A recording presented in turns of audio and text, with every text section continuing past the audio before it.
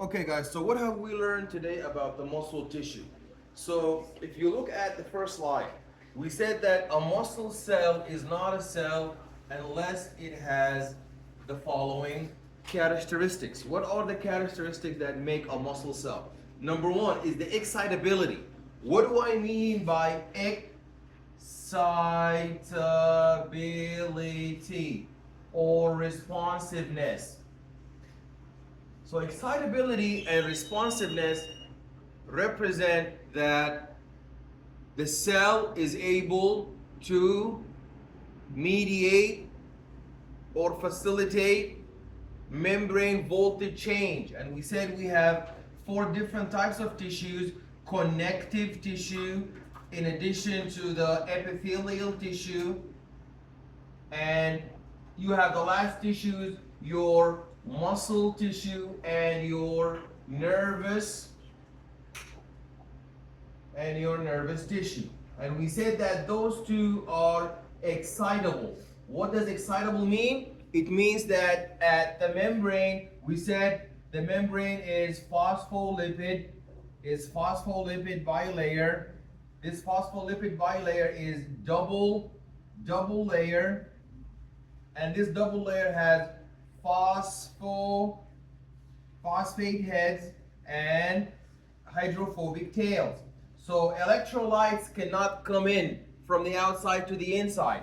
And we said, is sodium a lot on the outside or on the inside? Guys, is sodium a lot on the outside or inside? Sodium is a lot on the outside. So there's more sodium on the outside. There's a little bit sodium on the inside. What about potassium? Is there a lot of potassium on the outside, or is there a lot of potassium on the inside? There's a lot of potassium on the inside. There's a lot of potassium on the inside, a little bit of potassium on the outside. So far, my channels, what's going to happen? I'm going to have, whenever I have an action potential, when I have an action potential, what is going to happen? Do you guys see my membrane? This is my plasma membrane. I have this is a potassium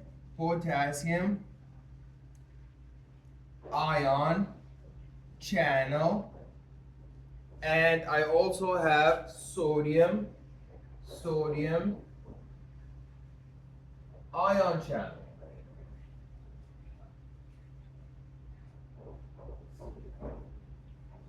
These are the heads, and these are their tails. So when action potential comes in, sodium is going to flow down concentration gradient. So sodium is going to flow from the inside, from the outside. This is the outside of the cell. This is the extracellular environment. This is the inside of the cell, or the intracellular environment.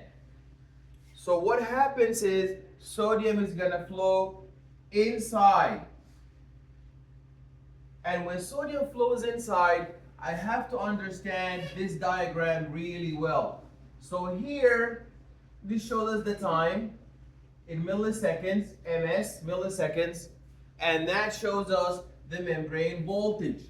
That shows us the membrane voltage in millivolt. Membrane voltage in millivolt. So the cell is at resting negative membrane potential. So the negative membrane potential is minus 65. When the ion channels are open, what's going to happen? When the ion channels open, you're going to have an increase in the membrane voltage or a decrease in the membrane voltage. You're going to have an increase in the membrane voltage. That is known as depolarization. So we're going to move up. So now we're going to go up to minus 55, minus 45, minus 35. We're going to reach the peak here. And then after that, the sodium channels are going to get inactivated. they're gonna get capped from the bottom here. It's like when you have a pot and you cover the pot from the top, now you're gonna cap the sodium channel from the bottom. When you cap it from the bottom, no more sodium flowing in. So you stop there. How do we come right back down to here? It is the potassium efflux. Potassium going out. This potassium efflux, potassium going out, the efflux of potassium is going to cause a drop in the membrane voltage, and so on. And that's how we're going to have action potential. Sodium opening, depolarization. Potassium opening, repolarization. So when the membrane voltage increases, that is known as depolarization. When it decreases, that is known as hyper or repolarization. So we oscillate. We oscillate. Oscillation. We oscillate between positive depolarization and then the negative repolarization. Students think that the membrane voltage increasing is more positive repolarization, and when the voltage drop, that's the drop, that's depolarization. No, it's the other way around. Depolarization is when the membrane voltage goes up. Repolarization is when it enters right back down. So the muscle tissue and the nervous tissue is excitable because it mediates this action potential. Influx of sodium means depolarization, which means increased membrane voltage. Which means increase the membrane voltage. While the efflux going out from inside the cell to the outside of the cell, the efflux of potassium is going to represent for me, the efflux of potassium is going to represent for me the repolarization. Repolarization. And that is going to cause a drop in the membrane voltage. And we're going to oscillate like that. This property here of the action potential, the influx of sodium and the efflux of potassium, is only found in the muscle cell and the nervous cell. When the action potential, when the action potential happens inside the muscle cell, what does it do? It contracts. It contracts. When the action potential happens inside the nervous tissue, what does it do? It relays or mediates a signal or a stimulus. So now let's zoom in to our muscle tissue. Now, if we want to understand our muscle tissue, we have to look at its structure. So we are studying the structure and the function. We are studying the structure and the function. We are studying the structure and the function.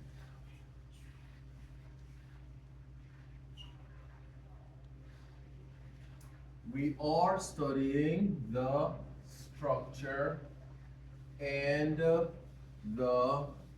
function.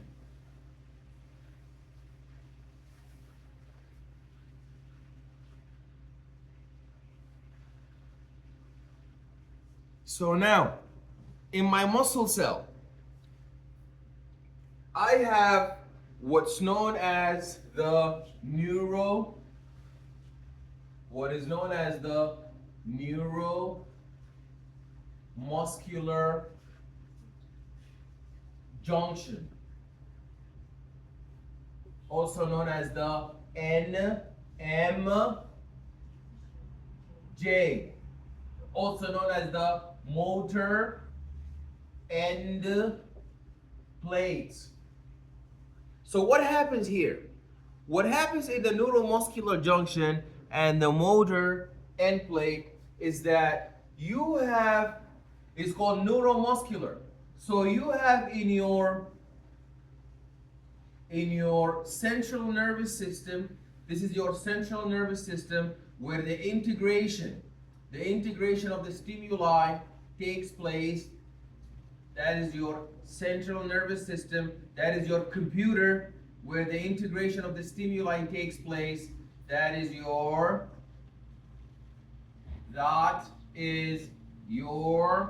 central nervous system. That's the computer, which is your central nervous system. Your central nervous system is made up of the brain and the spinal cord.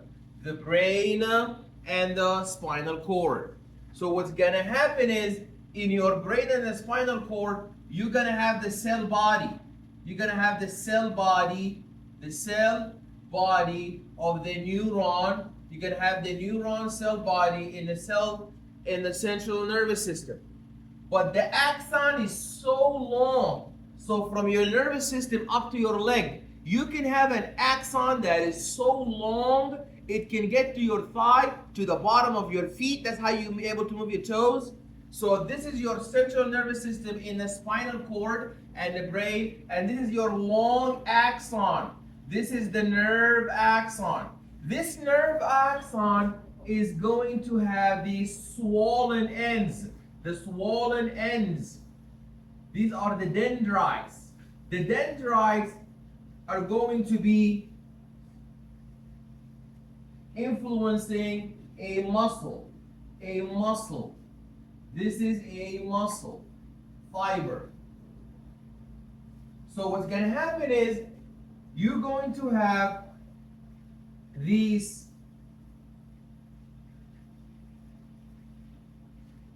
ends.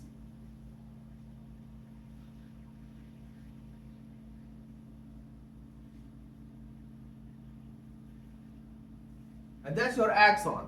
When the action potential is here, depolarization, repolarization, depolarization, repolarization, influx of sodium, efflux of potassium, influx of sodium, efflux of potassium, and going on. When it reaches the terminal end, what's going to happen is you're going to have vesicles here full of what? Full of what? Full of, what are these bubbles full of? These vesicles full of what? Acetylcholine. Acetylcholine. So the acetylcholine is gonna bind. So this muscle here does not look straight. It has evaginations. It has evaginations like that. Why do we have these folds? Why do we have these folds?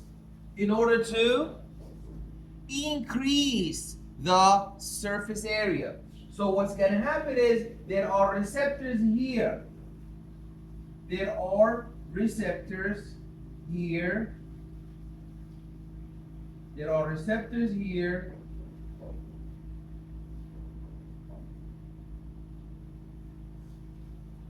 There are receptors here. And the receptors bind the acetylcholine. So now we see that's a nerve and that's a muscle. So that's why we call this area here the NMJ, the neuromuscular junction. You see there's a junction between a nerve and a muscle. The space between them is known as the synapse, the synapse. This is the synapse, the gap. So when the action potential, we begin number one with an action potential